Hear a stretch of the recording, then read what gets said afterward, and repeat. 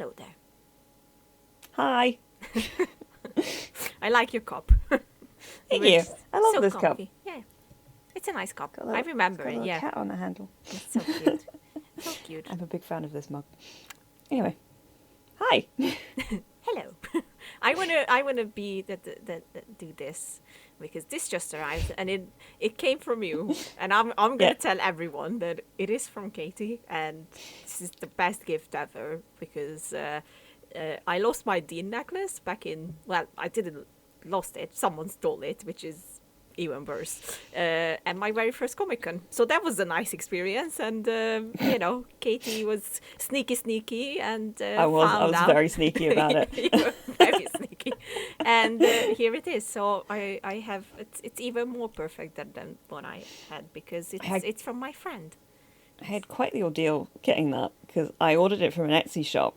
And it gave me like a time period where it was meant to sort of be shipped by, and I didn't hear anything. I messaged the guy after the time period had passed, and I was like, "Hey, everything okay?" And he was like, "I'm so sorry, I've been sick for the past week, so I'm really behind on all my orders." And I'm like, "Oh, it's okay. Just if you could just keep me up to date on what's happening with it." So eventually, it got sent off at like the beginning of December. But because it got sent from America, it sent a really long time getting across the states to so it could be shipped away. And then by the time the day it got shipped out of the country was Christmas Eve. Oh, lovely. So at that point, I didn't hear anything until it arrived. And then when it did arrive, I got a slip through from the Royal Mail being like, "You need to pay a customs charge." And I was like, "Fine." So I went to go pay that. And on the Royal Mail website, it said it had already been collected, which was very bizarre because the day it was collected was the day after I got the slip in the mail. So I had to go down to the post office and pick it up, but the post office had about 15 different opening times posted in different places. Yes, that's so it took me a while to be able to actually find a time when it was actually open. But eventually I got it, and then it sat on my chair for a couple of weeks whilst I got my shit together and sent it off again. Well, it's here, and it had quite a journey, so it did. It's always going to be here. I love it, so thank you again. I'm so glad. Yeah, I ugly cried because you wrote a beautiful letter as well, so I was like... I did do that. Yes, and I told you, and I will tell the world that Katie is officially the red to my Andy. So yeah. Yay, friendship and all that. Very sweet. Yeah, I wanted to start... Yes. Back to the intro to the show now. Hi, everyone. This isn't a friend... Well, I mean, I guess it is kind of a friend converse, but really, it's to all the films we judged before. I'm Katie, and that's Lily Kay. Hello, not Troy Baker. One day. I've also just realised I didn't change my name like I usually do, but we're just going to roll with that now. Yeah, everybody, there's my full name. Did I change mine? I don't even see it because I'm watching it. Okay, because before that I was on the movie night that we usually do on Saturday, and I changed it to Superman because we watched the Iron Giant. So I hope... And I cried. Yes, me too. And everyone watched me cry. So it was really funny, actually, because I was sitting there getting really emotional, and then I looked over, and Tom was just being Tom, but you and Pagan and Yasmin were all sitting there going, yes. I was like, I'm glad to see we're all on the same page here. Of course we are. Like, how can you not? Come on. I mean, I know Tom, but still. Yeah. I haven't watched that movie in so long. Yeah. I wasn't expecting it to, get me as much as it did. Oh, it always hits so hard, honestly. I once again, every single time I watch that movie, which is not much, I do have it, all the special editions and everything, because I truly love it, but, when I watch it, it has its own magic every single time, which I love. But that's why I love movies. And I am on my official Jurassic rewatch party. And once again, I realized that I just love the Jurassic movies. Easy peasy. That's it. Just love them. Should we do what we've been watching then? Yes. If you've been watching Jurassic, is there anything else? Yes. I am back watching The West Wing as well. For your entertainment, because we are preparing for the West Wing episode, because that's coming, guys. And Katie's very excited. I'm planning on making a list. There's things I want to talk about. I watched an episode again the other day, just before bed because I had spent the day watching Handmaid's Tale. Yes. I watched about 7 episodes and then I was like, I think I shall watch this for the evening. I watched Let Bartlett Be Bartlett because I thought that was a good sort of jazzed, positive episode to get into. Fair enough. So yeah, that's what else did I watch? Oh, the Jurassic rewatch party started from season 2 of Jurassic World Camp Cretaceous arriving, which I watched in one sitting because why not? Oh, pardon me. So yeah, which I loved. Again, it's Jurassic Park, a bird, and there are dinosaurs. What do you want from me? That's it. That's all I need, and I am entertained. What did you watch, Katie? Other than Handmaid's Tale? Yes, I watched about 7 episodes of Handmaid's Tale, and I haven't got back to it yet because I think I watched too many episodes in one day, and now I'm like, I should give that a breather, and then I'll go back into it. But I am enjoying it. It's actually a lot better and more watchable than I thought it was going to be. Hence the 7 episodes that I watched in one day. But what else have I been watching? Cool. I got to the end of season 3 of The Mentalist, which is kind of where I was aiming to get to at the very least, because I wanted to see the finale of season 3 is kind of considered almost the true ending by a lot of people, even though it went on for another 5 seasons. 5? 3, 4 seasons. But I wanted to get to that, so I finished season 3 of that. I watched Rise of the Planet of the Apes. Fuck me. I watched Rise of the Planet of the Apes the other day. Because I know we're going to talk about that at some point.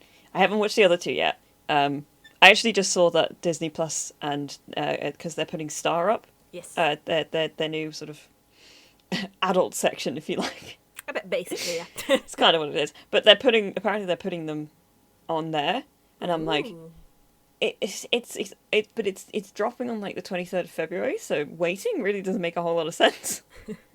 Not really. I just inhaled my hair. It's all good. I'm glad you watched the first one, and yeah, I was really surprised at how much I enjoyed myself. That's all I'll say, because we'll do a proper chat about it, but it was good. Good. I'm happy. Lily's happy. Happy to hear. The things we do for each other. Yes. I mean, to be fair, West Wing is an easy one, because I've already seen it, but I need a refreshment, because I watched it when it aired, because I'm old.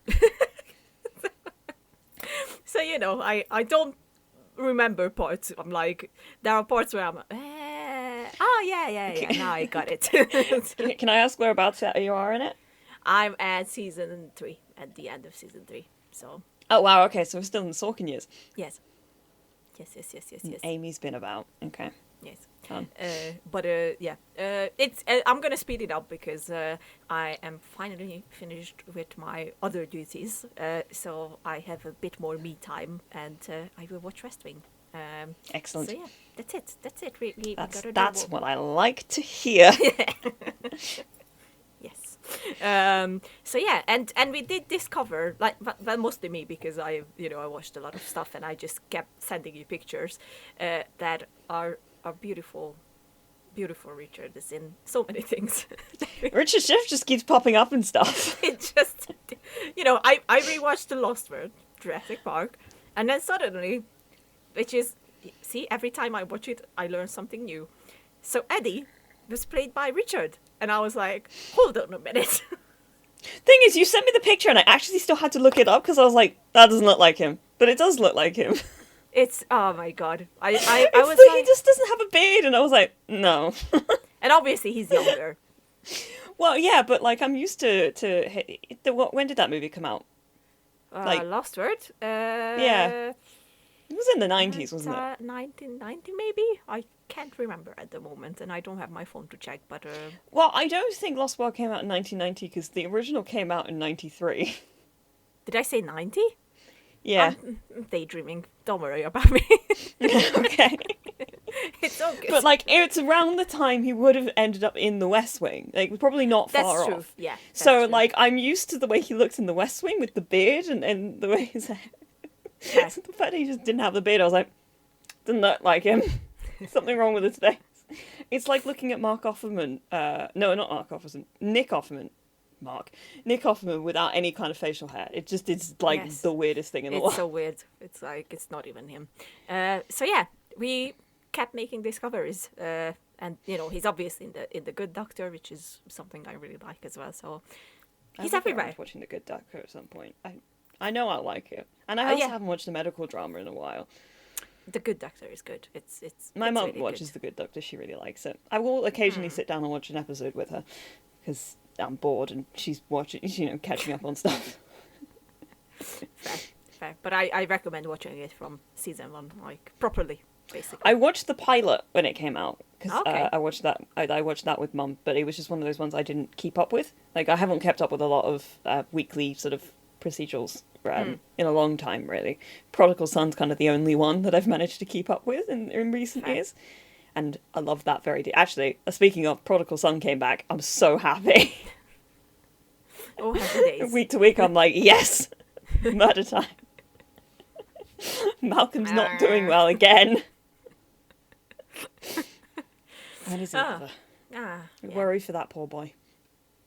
I do. Our poor boys. Sad. We need to do a sequel. He's to another. Our sad He's boys, definitely a sad boy. to all the sad boys we loved before. Part 2, maybe we'll invite Grace back. Done. We sorted We it. just do an episode where we talk about all the sad boys that we loved in media. Yeah, it's a good one. Come on. I'd be into that. Done. You know I have many. I think we all do, Katie. To be fair, we all do. My friends are just sitting there going, yeah, I can remember all of the phases you went through, sweetheart. Fair deal.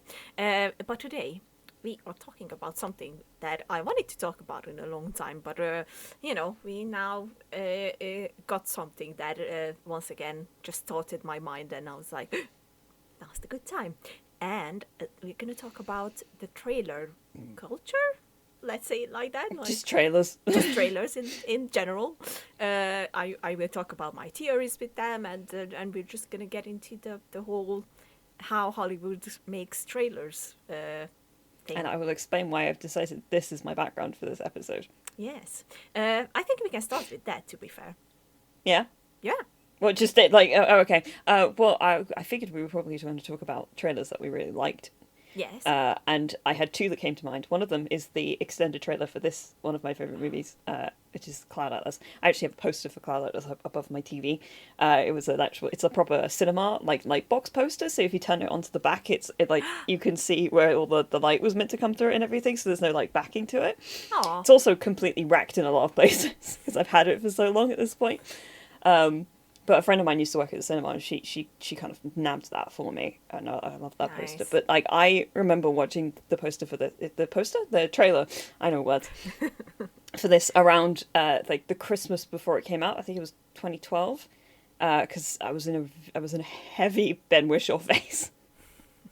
Which is It was also around the time I was really into the Hour.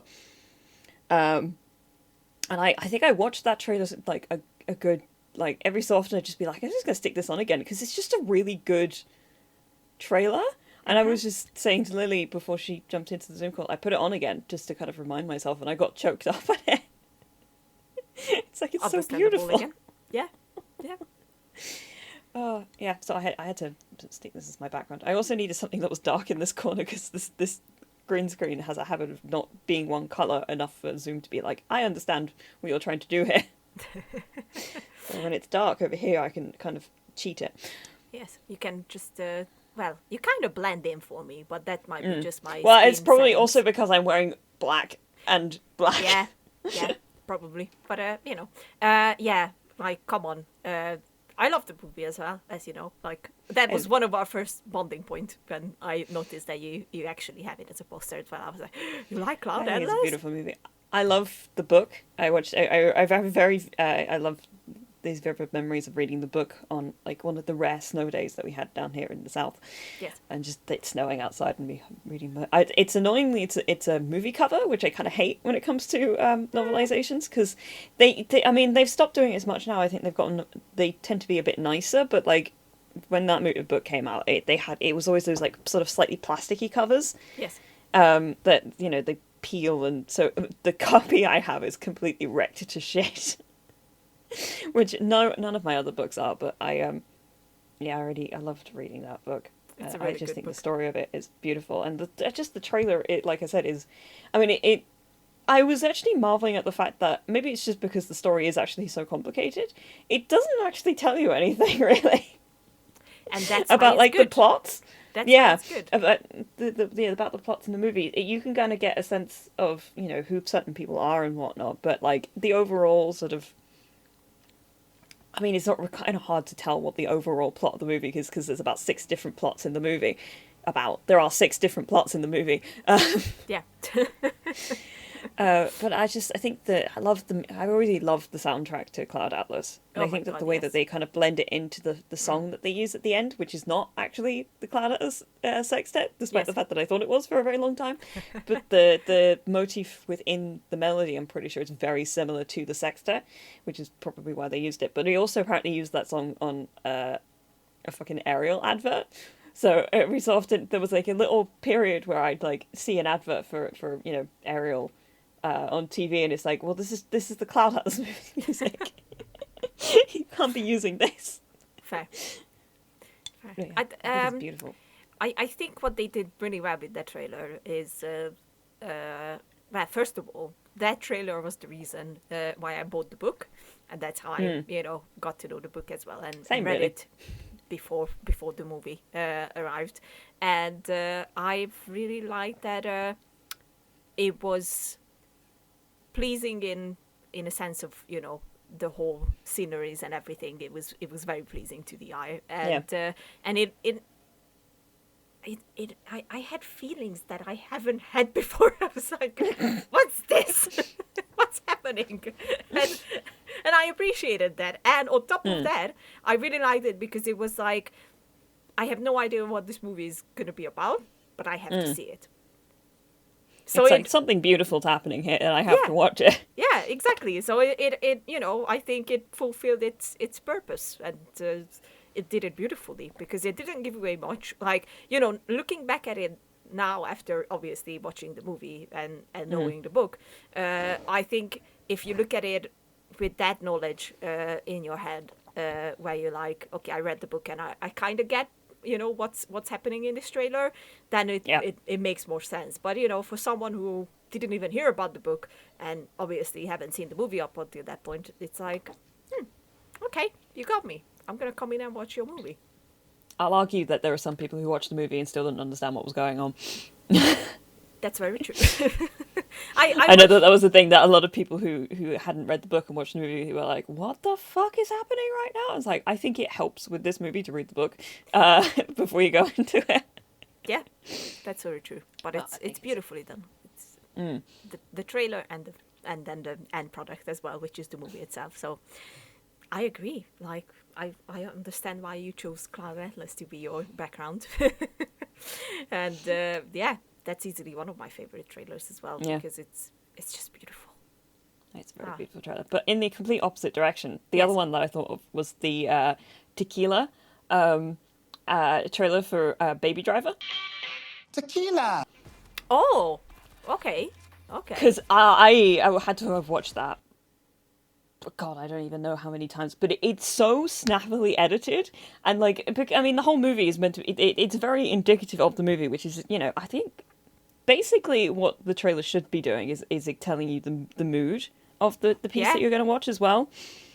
And it just like the movie. It is so snappily edited. I keep burping. I'm sorry. What are you drinking? Now I have to ask. I had a hot chocolate, but like I kind of, it was that bit at the end where I was just. I don't know. I burp a lot. It's fine. It's fine. It's like a music video, like because it's like all of the beats within the trailer are put together to make it to blend it into the song that is Tequila at the same time. Oh man, It was so good. I think there's a part of me that thinks that trailer might have been like, I liked it a bit better than the movie. I mean, I love the movie. I love Baby Driver very dearly. And why am I out of focus now? There we go. But like the trailer, it's like it's in such a small period of time. You've got something so like, I don't know. It's that thing of like when with certain music, when you hear it for the first time, it's like I have to listen to this over and over again until I know it properly. Yeah, yeah, yeah. It's like scratching something very primal in my brain. I just like wanted to input it into my eyeballs as much as possible. To my eyeballs. Just want to see it as much as I can. Okay, fair enough. I mean, I'm not gonna lie. I don't think that trailer grabbed me as much as it grabbed you. It's like I don't even remember it, so I have to check it out again. I will send it to you when we're done. Yes, please. I mean, I'm gonna probably just put it in the video anyway. Yeah, but I'm gonna send it to you. Little parts at least, because we don't want YouTube to be like tequila. Okay, I like your choices. Mostly Cloud Atlas, but I will probably like your Baby Driver choices once I see the trailer again. Okay, so for me, I actually chose two movies to be my examples to my point, if that makes sense, because I will end up with a point at the end. Okay. I was going to say, what is your point? So, my first one is gonna be Jurassic World: Fallen Kingdom. Okay. And not because I am on my rewatch party, not because of that, but because I actually do remember very vividly that the first trailer for Jurassic World: Fallen Kingdom was amazing. Like, you felt like that they gave me every single point from the movie, because obviously it is the trailer where you find out that they are going back to the island. There's a shot of Chris Pratt just staring out of a plane window, and we hear the music, we hear Dr. Malcolm talk about how life finds a way, and how we should treat dinosaurs. You mean, it finds a way. Yeah.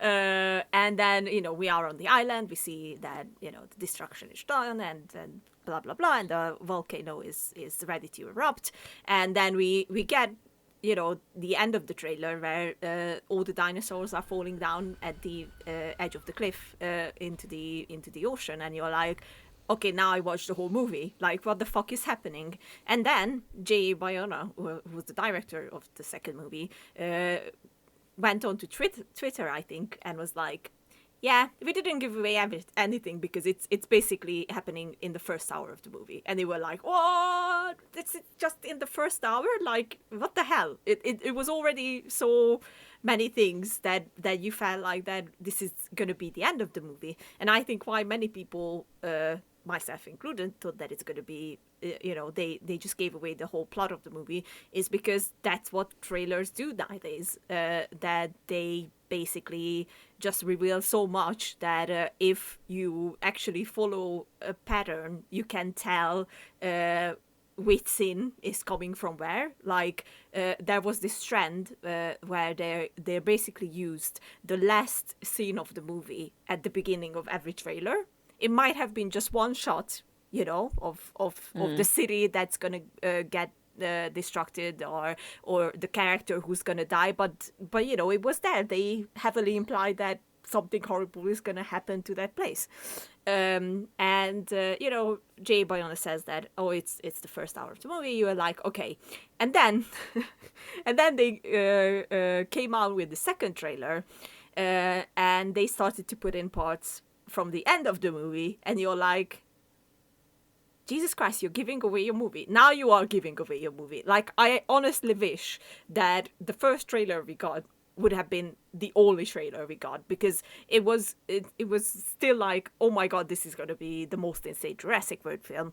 And it didn't give away too much. Like, it was like, okay, I have to see this. done. You know, every Jurassic Park fan is gonna go and see it. But then they did the second trailer where they already showed that the dinos are gonna end up in between humans, and you know they're gonna get into houses because there's this famous shot when the little girl is laying in the bed and the Indoraptor is coming in with its claws, and it's a beautiful shot. Don't get me wrong, but you're like, huh. I feel like you're giving too much to me now. And then because I did rewatch all three trailers, the big ones, before we started this podcast recording, and the third one they literally put at the end the final shot of the movie. I'm not even joking. Like I was like, oh my god.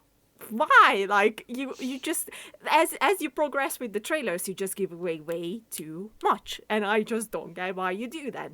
But then, obviously, beautiful trailers, well done, blah blah blah. They used the Jurassic Park team in different ways, which I absolutely adore. Like you know, especially now that once again I'm not gonna remember the channel name. I'm gonna say it wrong.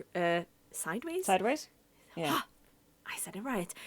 I've been watching that guy, but listening to him mostly for the past couple of days, and he's excellent with film music. Like you know, I learned so much from him, and now I pick up more on the music stuff, and I can appreciate it more thanks to him. And I'm trying to get him to come on the podcast because I want to talk to him. He's amazing.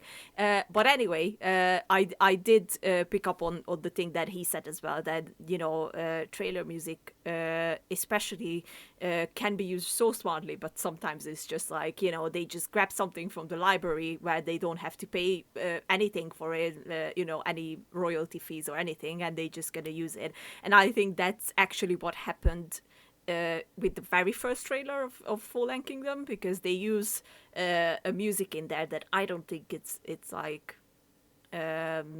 it's definitely not Jurassic soundtrack or anything, but I might be wrong. I didn't get into it as much as I wanted to. And then the second one I will use as an example is Endgame. And you know, obviously, once again, the first trailer is beautiful. It starts off with Tony making that recording for Pepper, and you know, your heart is broken basically because I remember seeing that trailer for the first time and I cried. I was like, oh my god, what the fuck is happening? And you know, it's beautifully done. It doesn't show too much. Like now looking back at it with already seeing Endgame and already knowing what's happening in it, they didn't give away basically anything in it that was like major to the movie. But you were kind of sure that something bad is gonna happen, and you know, they have a shot of my dear Captain America crying, and it's like, oh, why? Just don't put him there like this. And, you know, I remember having very big speculations, like who's going to die, and a lot of people thought that it's going to be Steve, because there's a shot of him in the trailer where he stares at the picture of Peggy, and everyone thought that, oh, this is an implication that he's going to die. Oh, my God. And then, obviously, it wasn't the implication of that. It was something completely different. But once again, I love the MCU, but I remember that not too well. I think like a few weeks later, or maybe a month later, they dropped the first Far From Home trailer as well.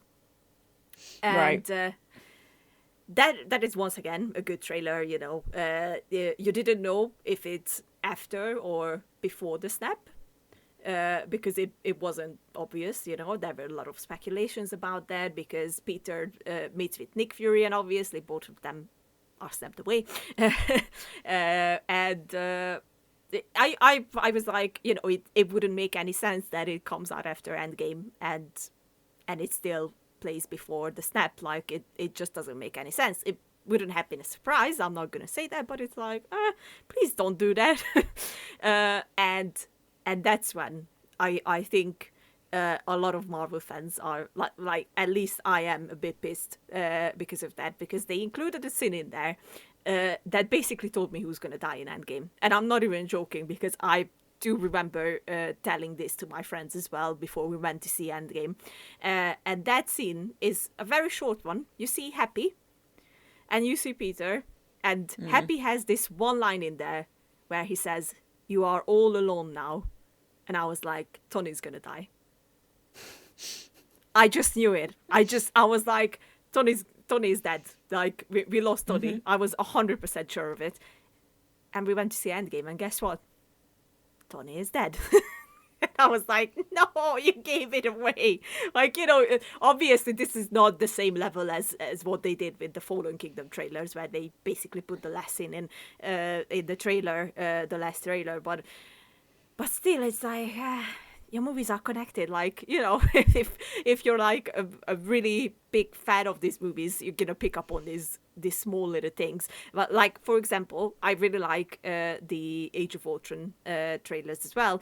And what they give away in that is Captain's broken shield, which obviously shows up in the movie itself, but it was also later on did happen in Endgame, which is like, ooh, connections. I like that. I don't mind that. A shield broke in Civil War. Yeah, and then it broke in Endgame as well. Did it? I think so. No, I don't think it did. It didn't broke? I don't think so. Let's look it up, because now I'm confused. Didn't it break? I don't think it did. I think that the shield breaking was quite important, to the plot of Civil War. I think they kind of had it sort of built again or something in, because he gave him the shield in Endgame. It was kind of like his, here, we're friends again now. Yeah. No, I got it. Let's see. Yeah, you find it. But like, I'm like 90% sure it didn't. Yes, it did. Did it? Yep. When?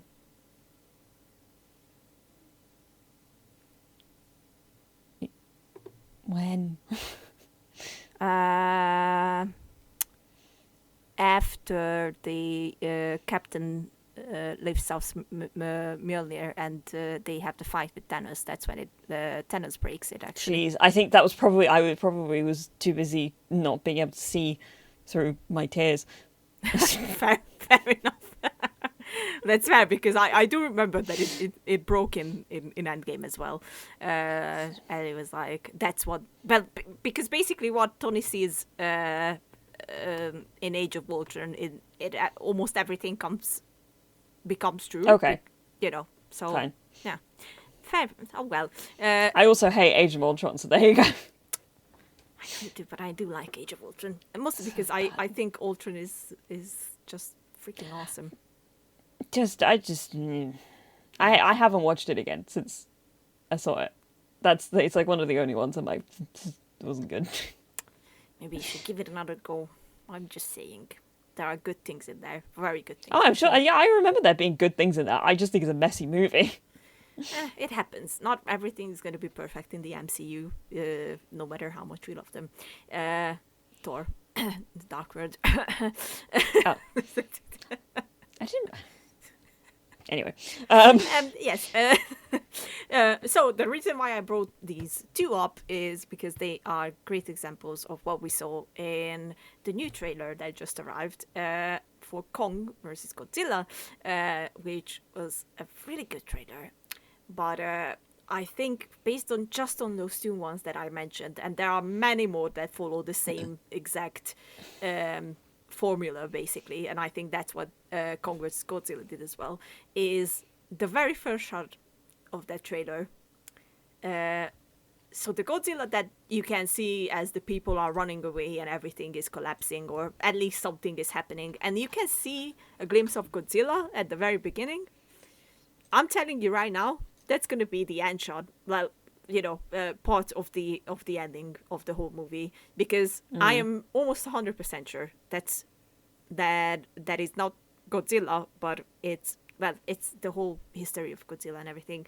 And I'm not going to say it properly because I could never say it properly. It's Mecha Godzilla, which is basically a robot version of Godzilla. Right. And I think they already gave away the big plot twist in there. plot twist, basically. But I think all the fans of Godzilla movies and Kong history are already caught up on it. Because they are heavily involving a lot of stuff now in the Godzilla movies that are like, for really, really big fans of the original story. So I already think that that they already gave away part of the movie in that trailer. Like, sure, they used the awesome fighting shots, and it looks beautiful. I'm not gonna lie, like I was in awe of that trailer all the way through. But I feel like that they once again just gave away something important in there. I'm just having a look at it now, and this definitely feels like a trailer where it's just like, now we're not going to leave anything as a mystery here. Yeah, I don't think so. I'm like... Big monkey fights big lizard monster. That's what you're going to get. I think the only thing that they are trying to... which also something that many... the fuck is this movie? many trailers do, is that they try to give away... Well, they try to sell you something completely different from what is actually going to happen in the film. Is, it's the same deal with Mysterio is a good guy now. When we know that he's... Nobody believed that one. He's not going to be a good guy. He's Mysterio. Like, shut up. But they try to sell it as, it's like an alternate version. They tried really hard. They tried really, really hard. Very hard. Nobody believed them. No, nobody. I think this is what's happening with the Godzilla vs. Kong trailer, because what they are trying to sell is that one of them have to die at the end. Like, it's the fight of the century, or I don't even know how to say it properly, and only one of them can stay alive. And I think where they went a bit wrong with it is that beginning shot, which is like 1 second in there, but eagle-eyed viewers are like, hey, wait a minute. That's not the Godzilla that we've known so far. So yeah, that thing has lights in it. I'm looking at it. Hang on. At the very beginning. Yeah. Yeah, I see it. Yeah. There's like red lights on it. Yeah. So you're like, okay. Honestly, it kind of looks more like a robot Kong. Like, those look like monkey teeth. So something is happening there that it's not going to be what we think it's going to be. Sure, they're going to fight. I am 100% sure of that, as you can see it in the trailer. But it's not going to be like one of them will die. It's Godzilla versus Kong, but then one of them finds out that the other one's mother is named Martha, and then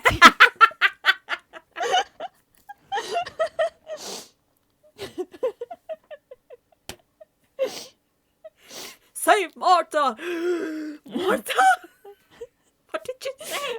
All of the top like 3 comments on this trailer are everybody pointing out the line, Godzilla is hurting people and we don't know why, and everybody just being like, it's because you fucking nuked the guy. Also, this one, which cracked me up, is that they were going to remove me from the movie if I didn't. Yeah, fun times. But like, obviously they put this in here because they were like, people were going to spot it and then they'll start talking about it. That's the big thing with these things, because they want to generate buzz. Yep. So you can really decide like what's going to happen. But I think if you know how they build up trailers and how this whole thing works now, basically, which is no longer about selling your movie. It's more like, once again, fan service. I feel like in a lot of cases. It's less about like teasing the plot of your film and more about what can we give away that will still make people want to go watch it. Yeah. Yep. I do believe that. They want people to talk about it more than anything else, which is a bit boring. Yeah. I don't know. I'm not one of those people who's like, I just will refuse to watch trailers, but I won't go out of my way to watch a lot of them either. There are some things that I will watch trailers for. Like when Netflix dropped the trailer for Shadow and Bone, you bet your fucking ass I'm gonna watch that immediately. True. She mentions because they just dropped all the character posters, and I am thrilled. But yeah, I don't know. Half the time when they're just like, "Oh, look, we've got here's another trailer for X big blockbuster thing," I'm like, There was a time where I seriously stopped watching trailers because they just kept giving away big ass plot points, and you were like, you why? Like, Yeah. you know, I get that you want us to come into the movie, but trust me, if it has something in the title that I am already interested in, you don't have to give away a plot point. I'm gonna come and see your movie. Like, God, there were a serious case where I just had to stop watching them. Yeah, I know a lot of people who just refuse to watch trailers because they're like, I refuse to have anything spoiled for me. And I'm not so much a purist on that aspect because half the time I really don't care that much. Yeah. But I won't watch all the trailers for one movie. Like, if they release like 3 trailers for one movie, there's no point. You just watch the first one and don't bother with the rest of them. I find it very interesting, and I'm curious to hear your thoughts on. They do this thing, particularly Endgame was very famous for this. They film stuff just for the trailer, Yeah. and it's just never in the movie. And you kind of sit there going, why? What does this add? What does not having what it specifically having this thing in the trailer add to the trailer that it wouldn't have if you just, like, I don't know, put something else that's actually in the movie in there? Because you've already given away a lot of the stuff that actually is going to happen in the movie without putting this thing in. It's not like you're actually misleading us. Even then, actually, thinking of that, I'm thinking about the trailers for The Last of Us Part 2, which isn't a movie, but is a game that actively lied to its audience. And oh my God, yes. Genuinely pissed me off. Because it's like, there's one thing misleading your audience, and then there's lying to your audience. And I was like, that's just... Those trailers were rude. straight up lies, you know. Yeah, like... they were lies. Like, that's it. I feel like at a certain point, you're misrepresenting your product. Yeah. Yeah, I get, you know, like, that, I think that on their part, that was just way too much protection of the sake of the plot, which did end up, you know, getting leaked and getting on everywhere, basically. And you find out about the whole plot way before the game came out. So, you know, good job protecting it with your fake trailers. You know, it's like... Granted, the leaks weren't their fault. Yes, that's... Yeah. Okay, that's fair enough. But you know, I am quite pissed off at the fact that there's this one particular scene, I think in the second trailer, where Joel goes after Ellie and says to her that you're not going to do this alone. That's just a lie. And that's just a lie. It's not even him. It's not even. It's Jesse, and I'm like. Like, I remember getting to that point in the game and being like, "Oh, fuck you guys." Yeah. Like, no. Yeah, it's like, oh. I'm not good with this. It's not. It's not good. It's not good. I feel like more people I would be excited about the thing that you're trying to tease if you give us less kind of stuff. Yes. It's that thing of, like, less is more. If you like, that's why I like teaser trailers more than I like actual, like, full. I'm gonna sneeze it. Bless you. I like teaser trailers more than I like actual, you know, full-blown I agree. trailers, barring this one, because this trailer is 5 minutes long. The extended one is anyway. Yeah, but as we said, it's not giving away the plot to the movie because it can't. It simply can't. It's impossible. Yeah. So, you know, there's one thing that really pisses me off about this movie, and there's a lot of things that I love about it. Yes. And it's the stupidest thing, but in the book, Louisa Ray's car is described as being rust orange, and it's green in the movie. Like, you couldn't get a rust orange beetle? You couldn't paint a beetle orange? It's like, they very specifically talk about it in the book, and it really annoyed me. It's little things. There's a shot of it in the trailer where it's driving down where she's driving down one of the bridges, and I'm looking at it, I'm like, that car should be orange. That's what's bothering you. It really annoys me. Like, that's the sort of thing I would be like, but it says in the book that it's orange. I mean, we need an orange car. Fair deal. There are little things that they change, and you're like, why? What's the point? Yeah. I was like watching when I watched The Martian, and they had, like, different dates on like from the book. Like they changed some of the dates, yeah. And how when certain things took place, and I was like, but why? What was the point in that? God knows. That it's like a mystery. It remains a mystery. But getting back to what you said earlier as well is they did that thing with Far From Home as well, where the second trailer they introduced that scene where Peter's having a fight with bank robbers, and that's not in the movie. Yeah, I think And the whole passport, picking up my passport thing from those trailers, and it's not in the movie. Sure, you can now find it on the Blu-ray extras, but it's like... Yeah. I was going to say, I feel like those are less things that they filmed for the trailer and more scenes that they decided to end up deleting from the movie. Yeah, but it doesn't make sense when you put it in the trailer and, Yeah, I understand you completely. I think when it comes to those Far From Home ones, it does still set up the plot in a certain way. Yeah. That the ones I'm thinking of in the Endgame trailer are like the shots of Black Widow training and shooting things. Oh yeah, like those weren't in the movie. What was the point of them being in the trailer? Yeah. Or because that doesn't set anything up. Or going back to the lying part, movie trailers does that as well. Like I just recognized one in the Age of Ultron trailer.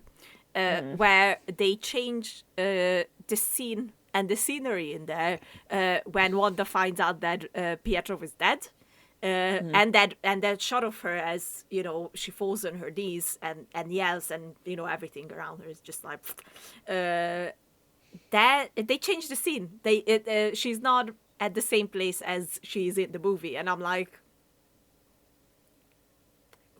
why?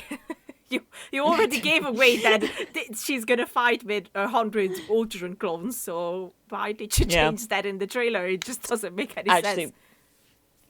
That plot point is actually one of the things that annoys me about that movie. It's just the fact that are you telling me Pietro, the fastest man, would just be shot and that's how he was gonna die? Like, come on. I mean, I got Pietro, you. who can literally run up to bullets and move them out of the way. Yeah, I know, but yeah, I'm still gonna say I like Age of Ultron, so it's me. It's okay. But I got your point. And you're right. It's the dumbest way to for him to die, and I honestly don't know why they choose that death for him. They were like, we're going to introduce Quicksilver and then kill him immediately. Yeah, but I think that was around the time when they had problems with the whole X-Men franchise also. True. And then something, I don't remember the story fully, but something went wrong with this. We don't know. We weren't there. God knows what happened. I don't know shit about it. So something happened. Oh well, it is what we got, and they actually use it. Well, oh god, I can't say it because I am guessing you still haven't watched WandaVision. No, I have actually. I have. You have? I watched it. I watched the first 3 episodes the other day because I was bored. Excellent. Then I can say that they used that plot point from Age of Ultron. Yes, I did. I remember. I was thinking about that just now. I was like, okay, we're getting somewhere. And as I heard from, which I shouldn't read these things, but I keep ending up reading them. It's like it's it's not a one-time thing that happens just once for fan service. So. Oh no, it felt very important. Yes. The way that they put it in, the fact that she brought it up and everything, I was like, Yeah. I mean, the whole thing is very much like, Yeah, it is. I love it. I love the whole mystery aspect to it. I just to completely derail and continue on the WandaVision path for a second. Yes. I do think that show would actually lend itself better to a full season drop and then people binge. Right because it is drip feeding you stuff, and it's like I am interested, but the fact that I have to keep waiting a week to find out what happens next is a bit frustrating. Yeah, they should have dropped the whole season altogether. Like I or like maybe just dropped half and then waited like a week or so and then dropped the other half or something like that if they really wanted to build some suspense around it. I don't know. Yeah. I don't know what's wrong. Like, especially, I never understand it with streaming services. Like, your whole point is that we are already paying for it, so why does it matter if it comes one by one? Well, they're trying to do the water cooler thing, where they go, here's an episode, now you get to spend a week talking to everybody about it. And then when it comes out, they're basically trying to capitalize on the things that made, like, Game of Thrones work so well. But the thing about Game of Thrones is that people sat down to watch it at the same time. Yeah. And that's the big thing that I think that streaming services aren't quite getting about these shows what they're trying to drop once a week, is that people can watch them whenever. And it's like, there are some people who aren't going to be able to watch it the moment it drops, and there are some people who are, and then they're going to talk about it, and then it's just going to spoil it for the rest of us. Yeah, exactly. Like, so it doesn't work. It doesn't work in the same way. And I love the concept of everybody being able to sit down and watch something at the same time, and have that be the thing that people talk about, like on Monday when they go back to work or what have you. But it just, like, the thing I never understood was the way that Amazon did it with the last season of The Boys, where they were like, we're going to drop 3 episodes at once, and then we're going to do it weekly. And I was like, but why? It didn't make any sense, especially after they dropped the first season completely all together. And that was like, awesome. Great. They were like, we're trying something new, and I was like, but this thing you're doing doesn't make any sense. Like, why are you dropping 3 episodes at once and then doing it weekly? That's a mystery. I remember specifically when I sat down to watch season 2, I was like, why is there only 3 episodes? Like, because I didn't catch up on the news. I was like, what the fuck is happening? Did they just make 3? I had a friend of mine who sent like the article, and I literally just couldn't stop being like, but what was the point? What's the point in this? It's like, what the fuck is going on? I don't get it. I don't see. I don't understand what the idea. Maybe it really is like a proper tease where they're like, you've watched 3 now, and now you have to wait. They're like, well, I'm invested now. It's that kind of thing. I don't know. It just pissed me off. It just pissed me off. I was like, oh, for fuck's sake, like, come on. You gave me 3 episodes, like, obviously the 3rd one is where things start to heat up even more, and then you just stop it and you decide that you're going to drop your episodes weekly. Shut up. But anyway, we're never going to understand this or how they work or how their brains work. So trailers. Before we end this episode, I want to mention 2 more trailers. One of them mostly because, of course, this episode will air afterwards. But tomorrow, The Little Things will arrive, which is a movie that I am really looking forward to. And in the States. But to the best of my knowledge, it only has 1 trailer. And I think it's a very smart trailer. And I actually went back and watched that trailer more than once because I already was like invested because I think it gives away enough, but not all of the plot where you're like, okay, now like at the end of the trailer you are confused. Like it puts you in a place where you're like, I thought that I kind of caught up on what's going to happen in this movie, but now you confuse me. So what's going to happen in this movie?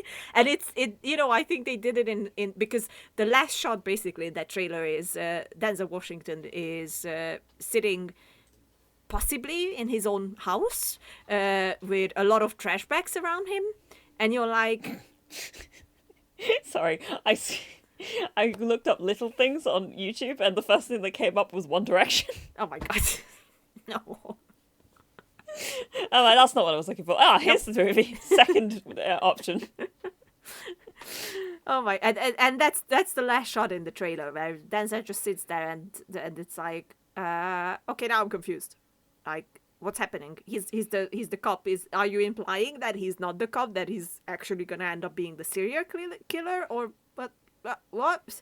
And it might be nothing. It might be once again a lie that they just put in the trailer. It might be something that doesn't even end up in the movie, or it's just a shot where I don't know.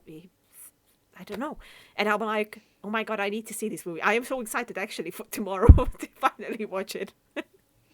I put the subtitles on because I've obviously got the sound off, and it mate me laugh that one of this closed captions was just ominous score.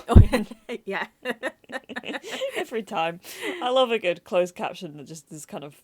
I love those. It's so funny, honestly.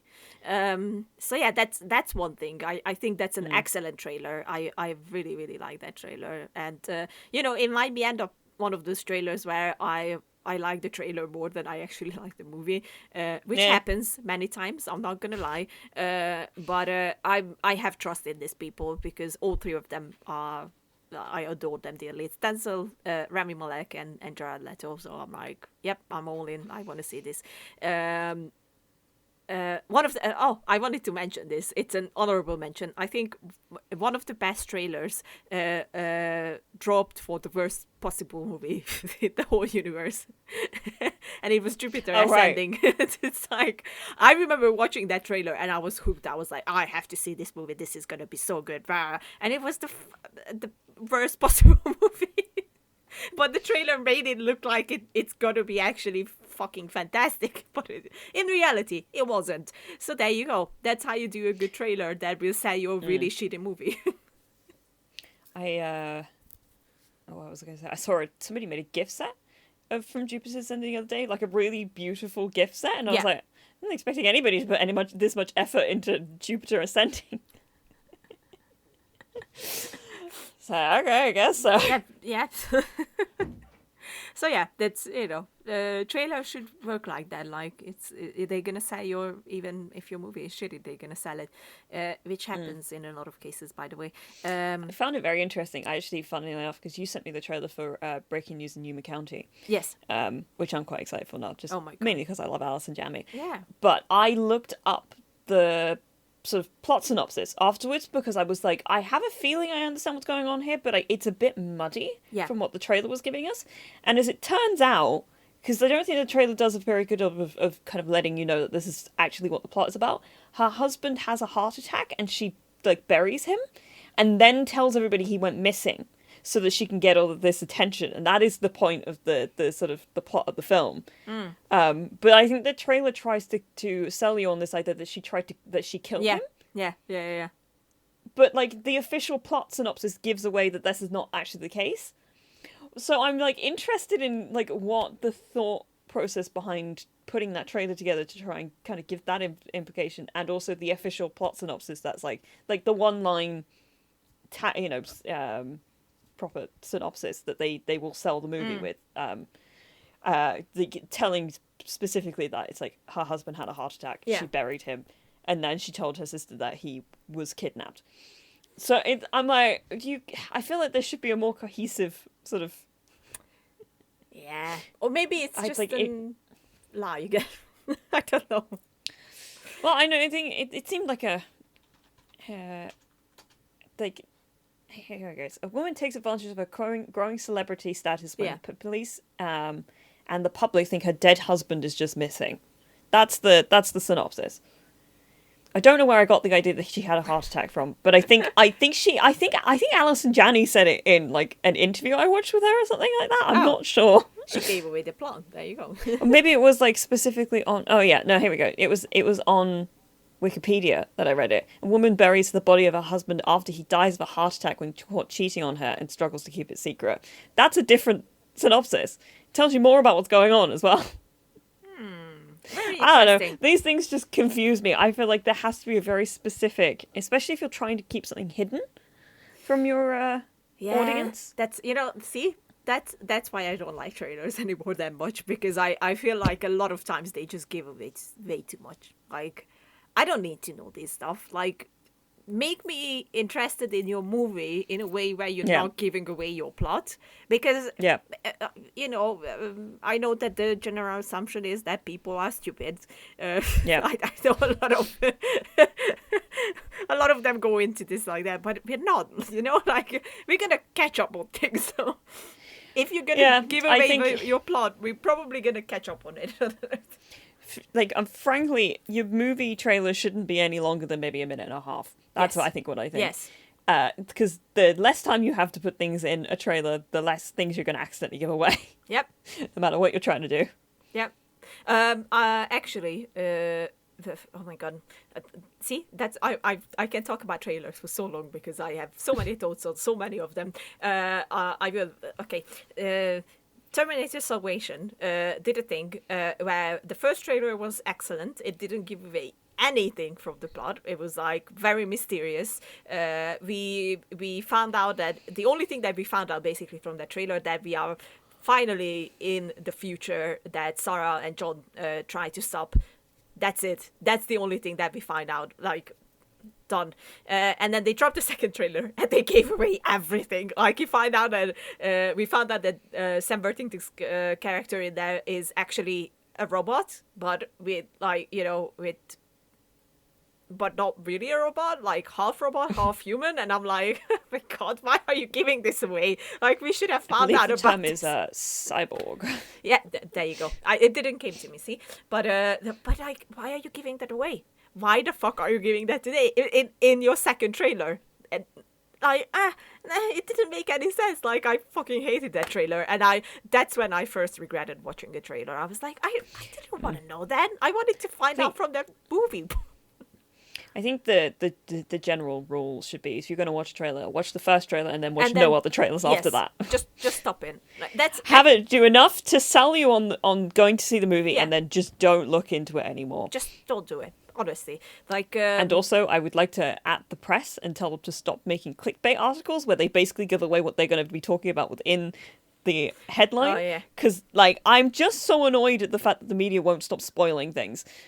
Like, you don't have to do this.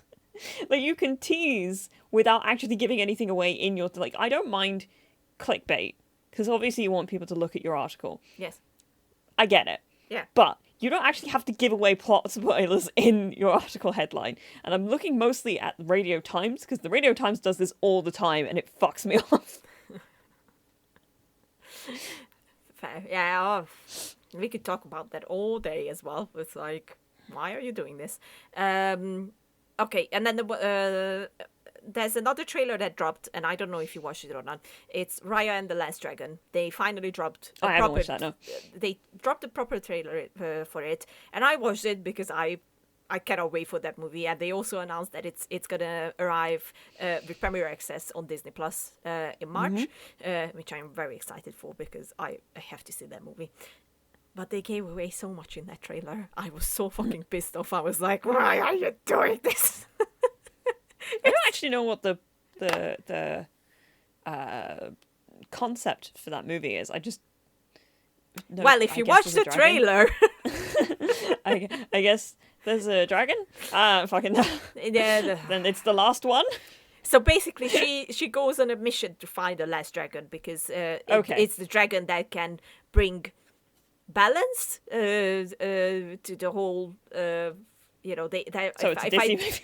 Basically, they have 5 different nations and they drifted apart so much that they need the last dragon who can and bring then the peace. Fire Nation attacked. I get it. It's like, but the trailer, like, there's. At first I was like, okay, I love the trailer. I'm just gonna put it out there. It's beautifully done. I love the music is so fucking good in there. I am pretty sure we already saw the last shot from the movie in there, 100%. I am also pretty sure that we seen a glimpse from the last battle in the movie in there, and then I am pretty sure that they gave away one of the biggest plot points in the whole movie. In the last shot of the trailer, and I'm like, why? I don't get it. I just don't get it. She's done. I'm so done. I honestly, I should have stopped with that very first trailer that was just a teaser, and I just God damn, it's my own damn fault. See? But I got too excited. I had to see it. I was like, I'm so excited. And I'm just going to say that Kelly Maritran and Aquafina are doing an amazing job with the voice work. It's like, I already love the voices in there. Alan Tudyk is in there as one of the voices. Sandra Oh is in there. Alan Tudyk is kind of one of the great voices. Come on, yeah. It's like, I can't wait to watch this movie. And then for closing down, I will say that even though I freaking hate that movie, and I am kind of among those who are begging for the original cut, the first Suicide Squad trailer is actually excellent because it ended up with a completely different tone when they did the reshots and everything. But I think the tone that they had in the first trailer if we would have gotten that tone from the movie itself, and they wouldn't have got scared, we would actually have something pretty good in our hands now, instead of the garbage that came out. And what I really enjoyed in that film was actually what everybody complained about, not the film, the trailer, is the music use, because they used I Started a Joke, but like a really slowed down version that was actually more on the creepy side. A lot of people don't. That's a trend that I think is sort of like, what can we do now? I don't know. We'll go a really slowed down version of a pop song sung by a current artist. like a slowed down version of Tainted Love or something like that. Yeah, but I think in this case, I don't particularly like it, but I think in this case it worked really, really well. And it gave a really nice undertone for how David Ayer, the director, imagined this film would work. And I think that first trailer was like, this is actually going to be good. And then they started dropping that neon-lighted popular music busted up trailers, and I was like, nope, we lost them. We lost them. It's done. I will say, I think the trailer for Get Out was pretty damn good. If I remember that correctly. Yes. That Yes. That's was so something true. else. Seem to remember. That is so. You know what? That's the trailer that we're gonna close down this. Yeah. This discussion with, because the Get Out trailer is actually excellent. I'm on that with you. Like, that's a good trailer. I'm gonna watch that movie again at some point. Oh yeah. I have watched it. It was it was a movie that I watched and was like, yeah, that was good. I didn't find it as scary as I thought it was going to, and then I proceeded to think about it consistently for the next few hours. And then it hits you. Just before the Georgia runoff election, Bradley Whitford hosted like a Q&A with Jordan Peele. Mm-hmm. But the video that he put up to kind of be like, hey, you can buy tickets to, if we're going to raise some money for the runoffs, and I'll do this thing with Jordan Peele, it'll be great. He's like talking about it, and like part of the way through this little video, I'm sitting there going, why am I getting really anxious all of a sudden? And then I clock onto the fact that he's clinking a teacup, like in the background of the video, and I went, I can't actually be dealing with this. I watched the whole thing like, oh god. Like Pavlovian like fear response to like, no, I hate it. I need you to stop now. You have to send me that, because Anyway. I haven't seen that. I will. It's like, I honestly was sitting there going like, why am I so, oh, you bastard. That's excellent. I know what you're doing, sir. That's actually And I excellent. don't appreciate it. I haven't seen that, so Sneaky please fucker. send it to me, because it I sounds will. excellent. I could talk about trailers for hours, and I'm actually pitching something to you that we might be able to do, but we keep the listeners and watchers and everyone in secret for now. And yeah, guys, thank you for watching, listening. Don't forget to follow us. Our Twitter handles are going to be up and down. And Please share the podcast. Yes. Because I've realised that we've done a very bad job of telling people to kind of like share our stuff. yeah, Like, if you like our stuff, you should tell other people about it, because then they could come and watch it, and we'd like to grow. That would be nice. it would be nice, especially that we are working on getting some really special guests on as well. So please, If I it's worth remember it. correctly, Anchor sends our podcast out to things like iTunes, or I suppose Spotify, Apple Podcasts everything. now. Yeah. But if you find us on Apple Podcasts and rate us highly, it helps boost us up. Yep. So if you do happen to listen to us on Apple Podcasts, that would be nice. Yes, please. Just following us on Spotify, all that sort of stuff, and just telling people about us would be Please. lovely if you like us. Obviously, you're not inclined to Nope. if you don't want to, but like, we'd appreciate it, because you know, we like more people to come watch the thing that we're doing, because it's fun for us anyway. Most definitely. And don't forget to subscribe, and if you like the video, just leave a like as well, and And a comment would be nice as well. Yeah, we usually answer. I like reading your comments. Yeah. I told myself I wasn't going to read the comments when we started doing this, but everybody's generally quite nice, so Yeah, and I for example like answering your comments. Katie does that as well. From I time do to time. occasionally. Yeah, but I if I usually feel like I have something to say. but I usually go around and try to answer everyone. So you can talk to us. We listen. Just saying. I like getting tweets, that's the other thing. Oh yeah, Yes, please. Please feel free to tweet me about stuff. We like those things. But yeah, other than that, just still take care and take care of others as well. Yes. Because we are still in a pandemic, unfortunately. I don't know why I'm smiling at that. I'm generally very annoyed about most I think things we to do with all that are. currently. I think we all are. So just do your part, and that helps to blow it over a bit quicker, I guess. Hopefully. Oh well. Take care. Be good, guys, and we love you and thank you for Godspeed, listening. pilgrims. Yes. Bye. Bye. Sink into the floor. Wait. Sink. No.